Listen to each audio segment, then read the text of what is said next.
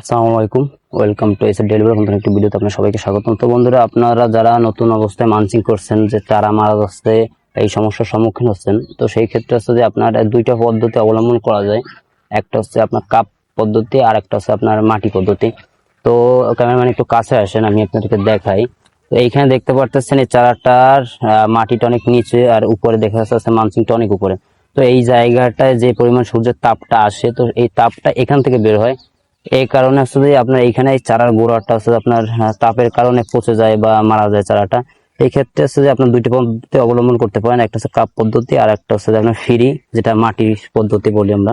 তো এইখানে সুন্দর করে মাটি দিয়ে দিলে এখান থেকে আর ওই যে গরম যে আবহাওয়া বা গরম যে ভাবটা এটা বের হইতে পারবে না, সেক্ষেত্রে আর চারাটা মারা যাবে না। তো বন্ধুরা, এই পদ্ধতিটা অবলম্বন করা একদম ফ্রিতে খুবই কার্যকর একটি পদ্ধতি। তো যাদের চারা মারা যাচ্ছে তারা এইভাবে আপনার চারা রোপণ করতে পারেন বা এইভাবে আপনার চারার পরিচালনা করতে পারেন, সেক্ষেত্রে আপনার চারা আর মারা যাওয়ার সম্ভাবনা নাই।